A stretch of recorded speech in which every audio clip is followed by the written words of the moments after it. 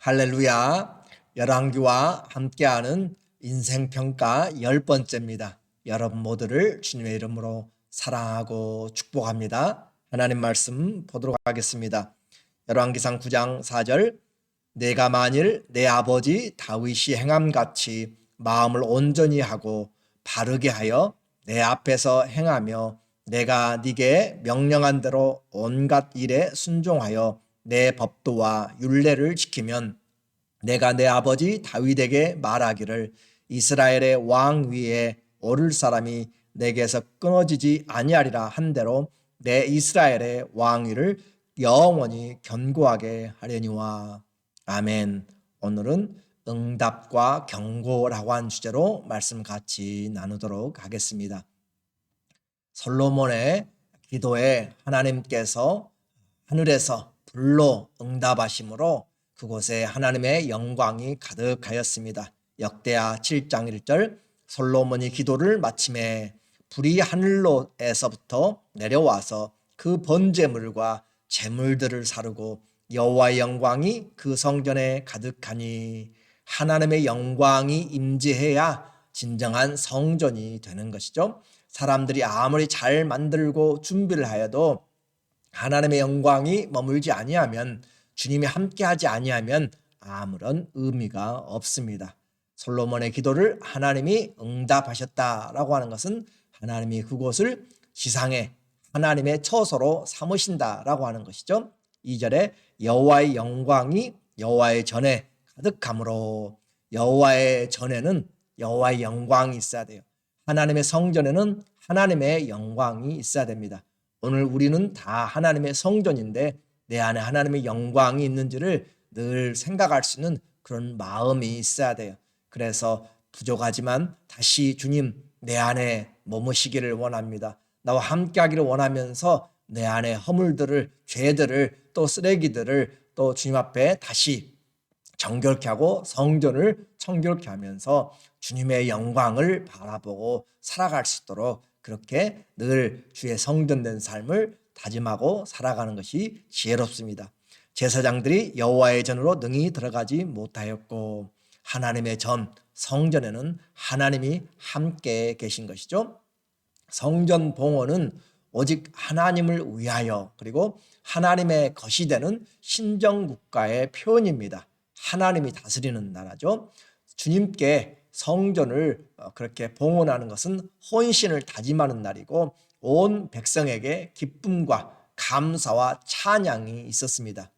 14일 동안 감사제를 드리고 주님이 응답하심으로 하나님께 영광이 되었습니다. 모든 백성들의 마음이 기쁨이 넘쳤어요. 그래서 성령과 진리로 드리는 예배는 하나님께 영광이고, 예배자들은 감사와 은혜와 기쁨이 충만한 것. 그래서 하나님과 우리는 예배로 연결됩니다. 예배를 통하여서 하늘의 기쁨이 우리에게 임하게 됩니다. 예배, 세상에서 할 수 있는 가장 영광스러운 일이고, 예배, 세상에서 받을 수 있는 가장 축복이 바로 예배자입니다. 하나님을 예배하는 것, 그곳에 온 모든 만물들이 조용합니다. 하나님과 함께 계신 것, 아무도 그것을 방해할 수 없습니다. 하나님의 예배가 내 안에 올바로 되어질 때 우리는 세상을 승리할 수 있습니다. 반대로 예배가 끊어지면 우리는 그 생명이 점점 죽어가게 되는 것이죠. 솔로몬의 성전 건축이 7년 동안 되었고, 또 왕국의 건축이 13년 동안, 그렇게 해서 건축 사업만 솔로몬은 20년 동안 했습니다.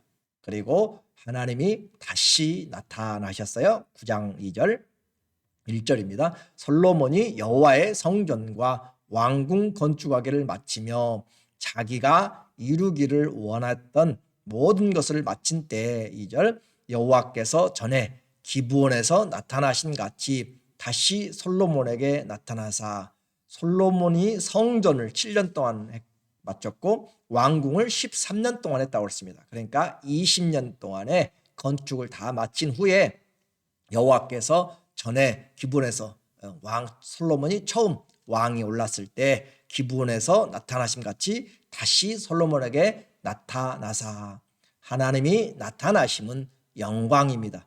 하나님이 나타나심은 모든 것들보다 중요한 일입니다. 하나님께서 이 솔로몬을 찾아오셨습니다. 처음 왕이 될 때 기브온 산당에서 1,000마리의 번제를 통하여서 그 앞 하나님께 지혜를 구하였습니다. 하나님이 그의 마음이 겸손한 걸 통하여서 지혜뿐만 아니라 부와 명성과 권세까지도 하나님이 주시고 기도에 응답해 주었습니다. 그리고 나서 24년이 지났습니다. 솔로몬 제위가 제위 첫 번째 그렇게 했기 때문에 4년째 성전을 건축하기 시작했고 20년 동안 성전과 또 궁궐을 건축했기 때문에 지금은 제24년 왕위 때 나타난 것이죠. 첫 번째 주신 하나님의 말씀과 두 번째 나타나 주신 하나님의 말씀에는 약간의 차이가 있습니다. 오늘 좀 기억을 해야 돼요. 첫 번째 솔로몬이 하나님 앞에 겸손하게 그리고 하나님의 지혜를 구할 때 하나님은 그의 성실하심과 겸손을 보시고 축복을 약속하셨습니다. 다시 말하면 축복으로만 약속을 하였어요. 한번 확인해 볼게요. 왕상 3장 13절 내가 또 네가 구하지 아니한 부귀와 영광도 네게 주노니 네 평생에 왕들 중에 너와 같은 자가 없을 것이라. 하나님이 응답하신 거잖아요. 구하지 않은 부귀와 영광도 물론 지혜를 줍니다. 내가 만일 내 아버지 다윗이 행함같이 내 길로 행하며 내 법도와 명령을 지키면 내가 또 내 날을 길게 하리라. 그렇게 해서 하나님의 말씀을 다윗의 길로 지켜서 행하면 너의 생명도 장수하고 하나님의 은혜가 임한다라고 하는 것이죠. 그런데 이제 그 24년의 시간이 지난 다음에 두 번째 나타나면은 하나님의 약속과 함께 걱정스러운 경고의 메시지가 함께 포함되어 있습니다. 그러니까 그동안 솔로몬의 삶이 어떤 변화가 있는지를 우리에게 지금 감지시키고 있는 것이고 하나님이 미리 지금 경고하시는 것이에요. 그동안 하나님 앞에 이 약속의 계승을 보니까 하나님이 두 번째 나타나서 하시는 말씀이에요. 내가 만일 내 아버지 다윗이 행함같이 동일한 말이죠. 우리가 3장에서 봤던 것처럼 마음을 온전히 하고 바르게 하여 내 앞에서 행하며 내가 내게 명령한 대로 온갖 일에 순종하여 내 법도와 율례를 지키면 네가 장수하리라 라고 그렇게 이야기를 했고 다윗의 유언은 네 왕위가 영원하리라 라고 그렇게 유언도 했었죠. 5절 내가 내 아버지 다윗에게 말하기를 이스라엘의 왕 위에 오를 사람이 내게서 끊어지지 아니하리라 한 대로 내 이스라엘의 왕위를 영원히 견고하게 하려니와. 그렇게 해서 하나님의 말씀을 다윗처럼 잘 지키고 순종하면 내가 이 왕위를 영원히 보존하겠다라고 하는, 그래서 이 약속의 계승입니다. 하나님이 솔로몬에게 나타나서 그렇게 약속의 계승을 주시는데 그것뿐만 아니라 이제 또 추가적으로 3장에는 없었던 내용을 담고 있어요. 6절에 보니까 그러나 만일 너희나 너희의 자손이 아주 돌아서서 나를 따르지 아니하며, 이제 하나님을 따르지 않습니다. 다윗의 길로 가지 않고 내가 너희 앞에 둔 나의 계명과 법도를 지키지 아니하고 가서 다른 신을 섬겨 그것을 경배하면, 3장에는 나타나지 않던 내용이 나타납니다. 내가 이스라엘을 내가 그들에게서 준 땅에서 끊어버릴 것이요, 땅에서 쫓겨난다는 것이죠. 내 이름을 위하여 내가 거룩하게 구별한 이 성전이라도 내 앞에서 던져버리리니 이스라엘은 모든 민족 가운데서 속담거리와 이야기거리가 될 것이며 모든 영광도 기업도 다 사라지게 되는 이 경고를 받고 있습니다. 심지어 7년 동안 그렇게 많은 예산과 수많은 사람들, 거의 20만 명이 되는 사람들을 동원하여서 지은 하나님의 지상 성전까지도 다 하나님이 회파시키고 또 이미 심판을 받아버린 상태로 그렇게 회상시키는 심각한 경고를 계속하고 있습니다. 8절 이 성전이 높을지라도 지나가는 자마다 놀라며 비웃어 이르되, 여호와께서 무슨 까닭으로 이 땅과 이 성전에 이같이 행하셨는고 하면, 이것을 추억시킬 정도로 그렇게 심각하게 말씀하는 거예요.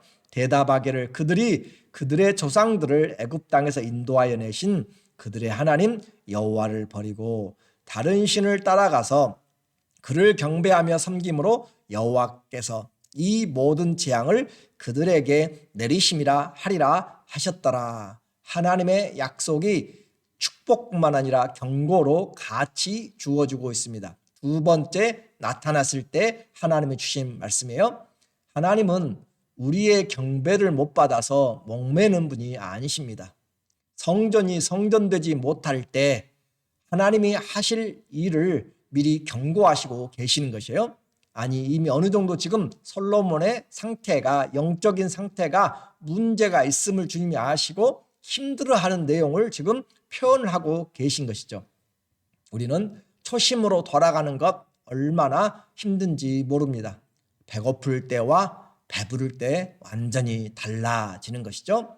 나이 어린 약 12살에서 아니면 14살에 왕 위에 올랐을 때 그는 솔로몬이 겸손하였고 어떻게 이 많은 백성들을 다스려야 될지 알지 못할 때, 그리고 이제는 24년 동안 왕 위에 올라서 경륜이 쌓이고 약 38세로서 그동안 수많은 나라들과 관계를 통하여서 일을 해나가고 하나님의 직접적인 그런 도움 없이도 국제관계와 그런 조직들 속에서 나라를 이끌어가는 그런 경험이 생기게 되었습니다. 세상 경륜이 쌓인 것이에요. 점차 사람들을 관계에서도 하나님 앞에 성실하지 못한 것으로 그렇게 문제가 생기기 시작합니다.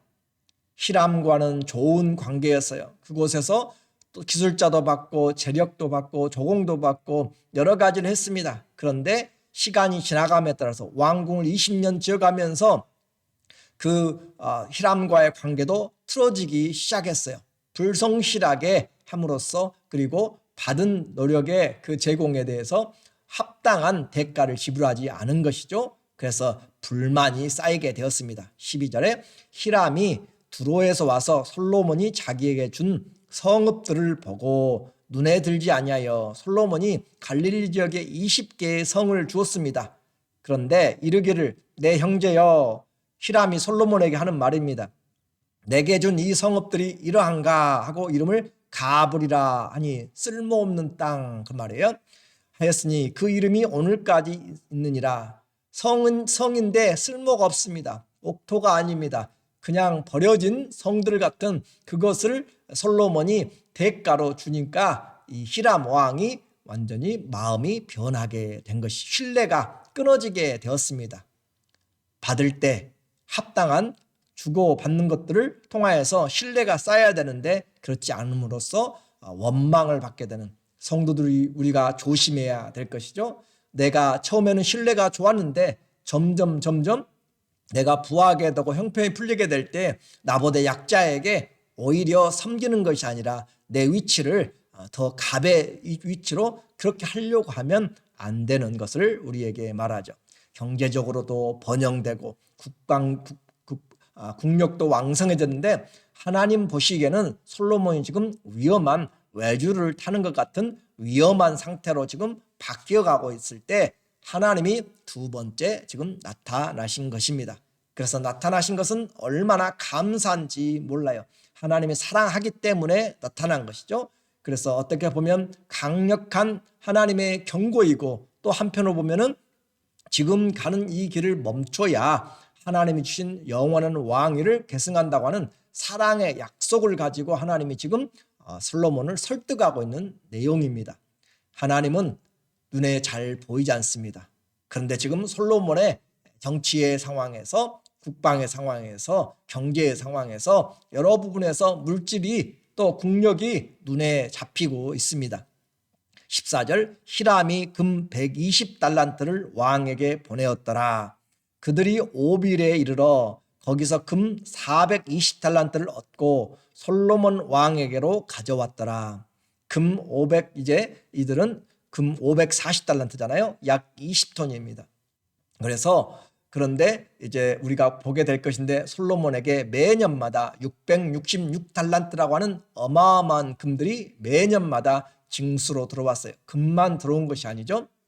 각양의 보석들, 또 말들을 중개무역하고 마차를 중개무역하면서 엄청난 부를 쌓았는데 하나님 보시기에 그 쌓아가는 부는 하나님 보시기에 합당하지 않았습니다. 하나님 보시기에 막대한 것들을 누리고 건축을 하고 했지만 하나님 보시기에 좋은 것들은 아니었습니다. 왜냐하면 신명기에 왕이 되려거든 왕이 된 자는 여자들을 많이 두지 말고 금을 많이 두지 말고 마병을 많이 두지 말라고 했는데 솔로몬은 그 세 가지를 전부 다 바꾸어서 반대로 하고 있는 상황으로 가고 있기 때문에 그래요.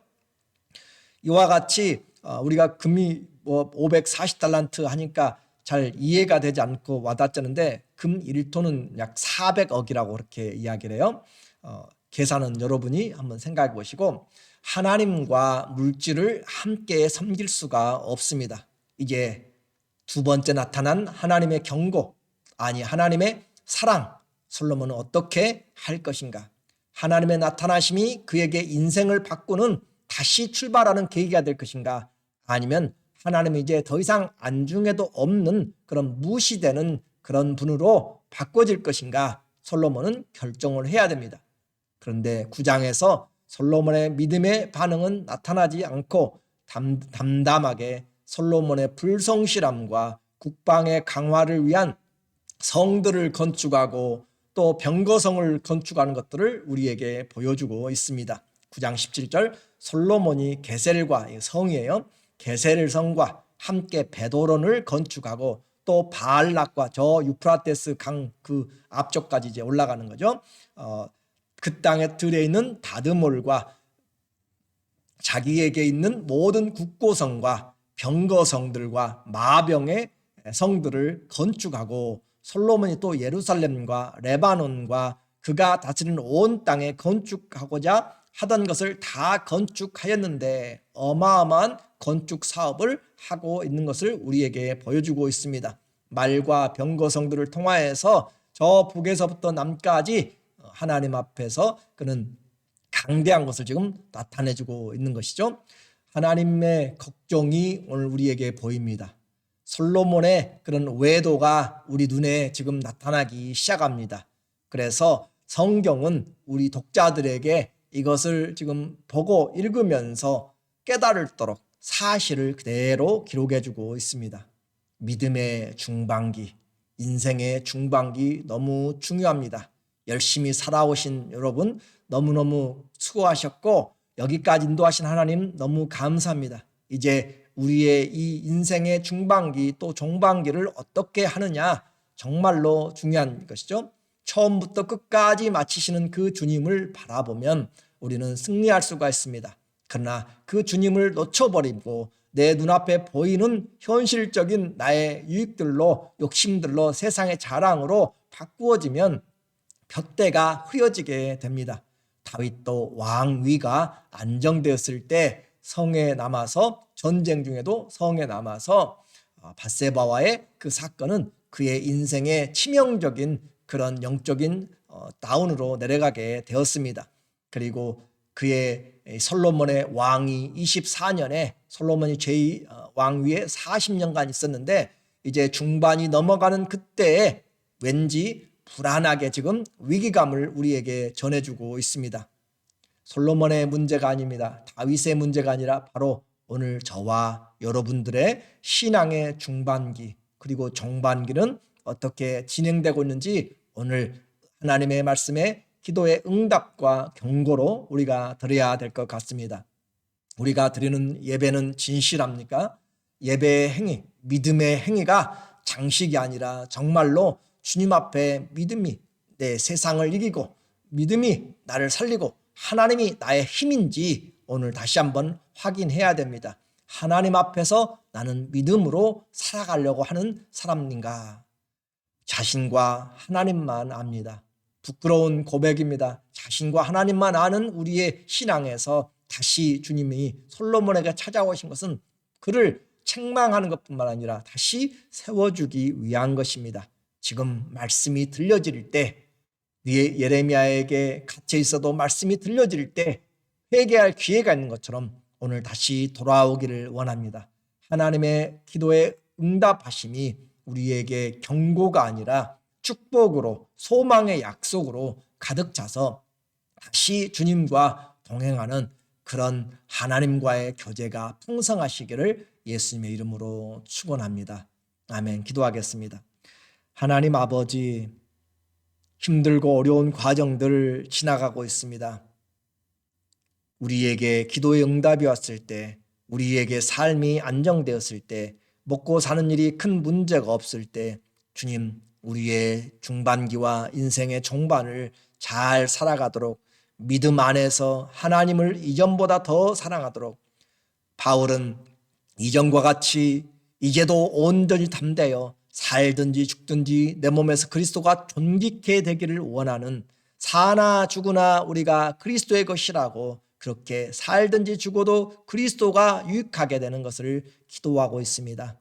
오늘 우리의 신앙, 나의 신앙은 어디서 잘못되어 가고 있는지 보게 하여 주시고 다시 우리를 불러주시고 인도하여 주시어서 하나님의 약속으로, 소망으로 가득 찬 그런 주님과의 동행이 되게 하여 주시고 우리의 허물들을 아버지 하나님 버리고 다시 새롭게 되는 영이 살아나도록 도와주시고 심령에 하나님 불붙는 것 같은 말씀이 있게 하여 주시고 우리 주님으로 인하여 우리가 그리스도와 함께 동행하는 귀한 믿음의 행진을 해나가도록 도와주시옵소서. 올해 우리의 남은 인생에 우리 주님으로 다시 첫사랑을 회복하고 주님 앞에 살아가는 귀한 믿음의 동역자들 다 되게 하여 주시기를 원하며 예수님의 이름으로 기도드립니다.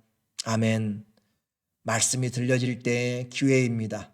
오늘 다시 하나님 앞에 한 걸음 돌아서서 주님과 더 가까이 동행하기를 원합니다. 사랑하고 축복하고 감사합니다.